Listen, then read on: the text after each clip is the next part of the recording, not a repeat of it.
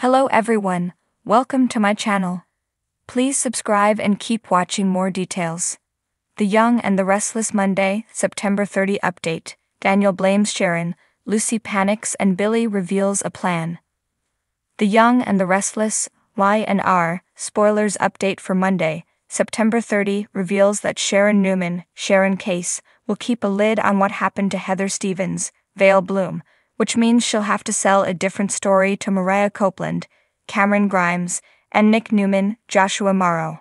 Sharon will talk about confessing all her guilt at Cassie Newman's, Cameron Grimes' grave, but Nick will assume she's still blaming herself for what happened the night of Cassie's accident.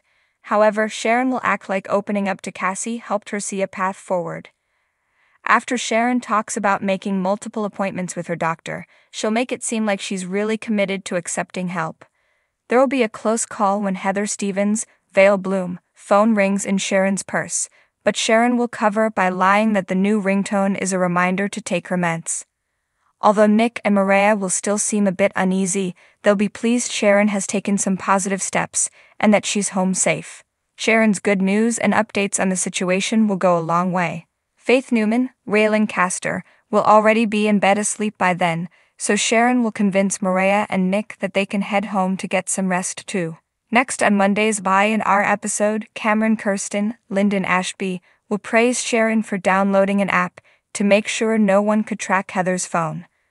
Cameron will also be impressed over how Sharon handled Nick and Mariah, but he'll still think she needs him to stick around and help coach her.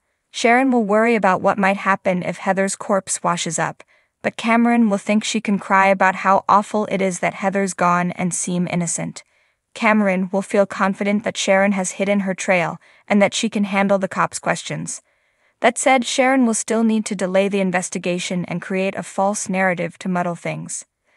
That's why Sharon will send a text to Daniel Romalotti Jr., Michael Graziadei, after she gets Daniel and Lucy Romalotti's, Lily Brooks O'Brien, voicemail wondering where Heather is. Based on what Sharon texts, it'll seem like Heather left town for a while to clear her head because of all the Sharon drama. Daniel will read that Heather was more upset than she admitted, so Lucy will think it's her fault that her mom left. After Daniel blames Sharon instead, he'll work to reassure Lucy. Heather will claim she's going to reach out in a few days, so Daniel will cling to the hope that she will. Lucy will fear Heather may be gone for longer since she didn't take her car and might have caught a flight. Although Lucy will work herself into a panic, Daniel will try to stay calm for her sake.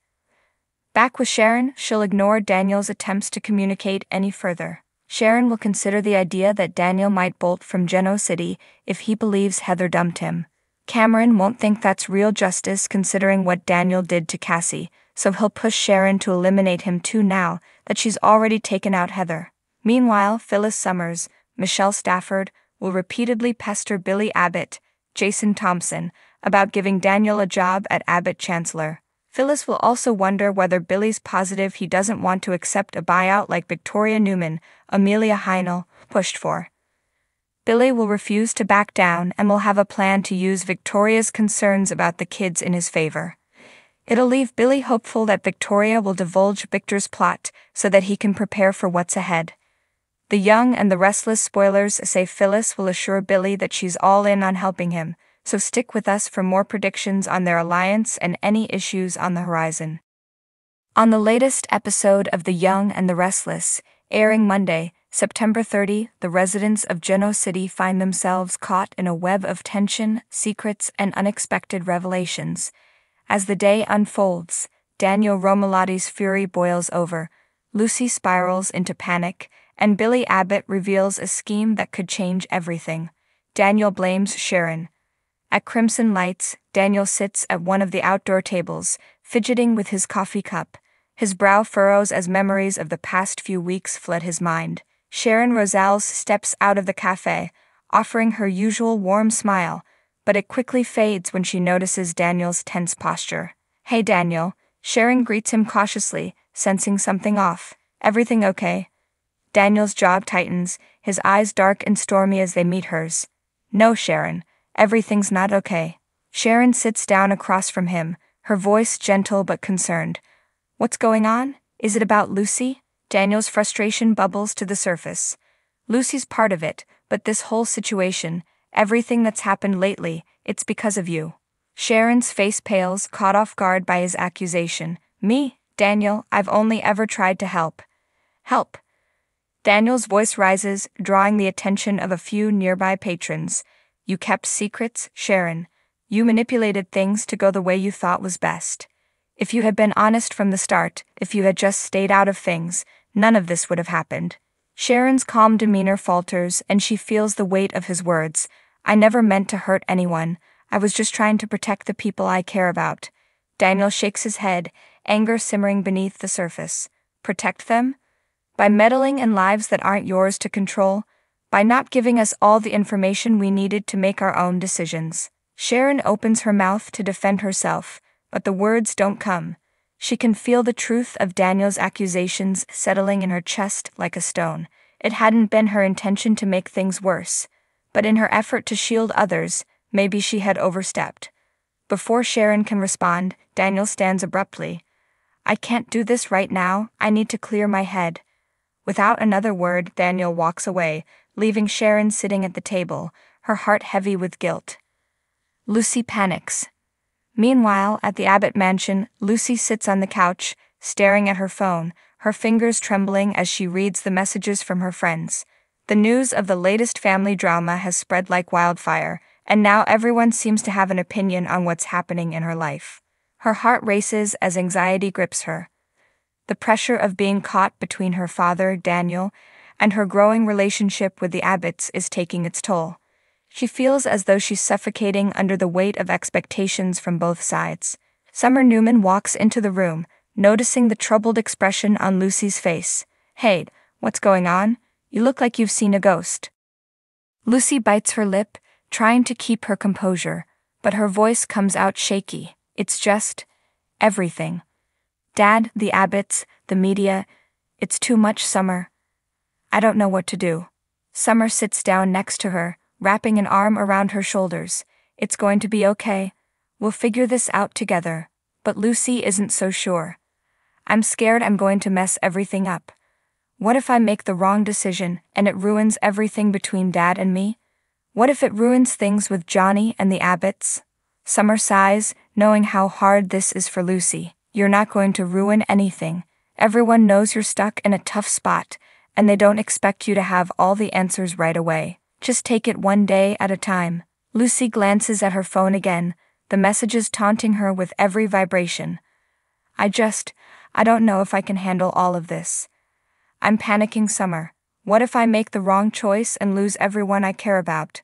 Summer squeezes her shoulder gently. You're not alone, Lucy. You've got me, and you've got a whole family that loves you. Whatever happens, we'll get through it together.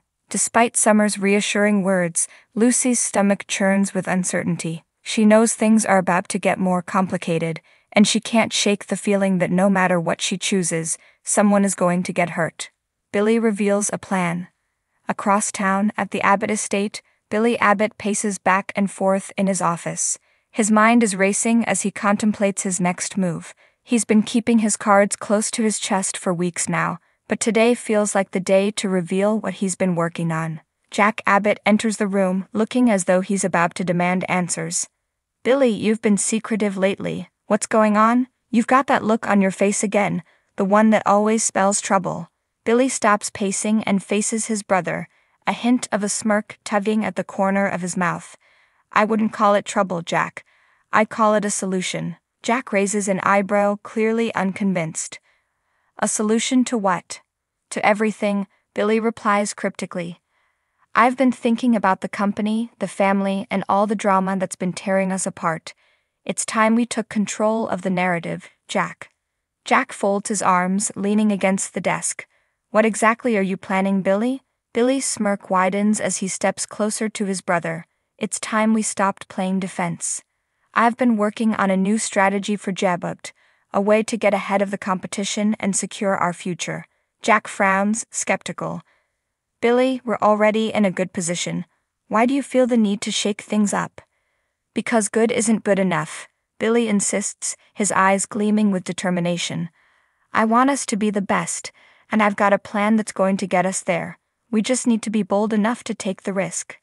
Jack's skepticism deepens. You've got to be careful, Billy. Every time you chase something too big, it blows up in your face. What makes this time different?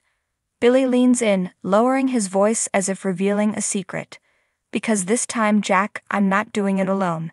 I've got partners, people who know how to get things done. Together, we're going to turn this company into a powerhouse. You just need to trust me. Jack's jaw tightens, torn between wanting to believe in his brother's ambition and fearing the potential fallout. I hope you know what you're doing, Billy. Billy grins, his confidence unwavering. I do, Jack. Trust me, this is going to be huge. As the tension between the brothers simmers, it's clear that whatever Billy has planned, it's bound to shake things up in Juneau City once again.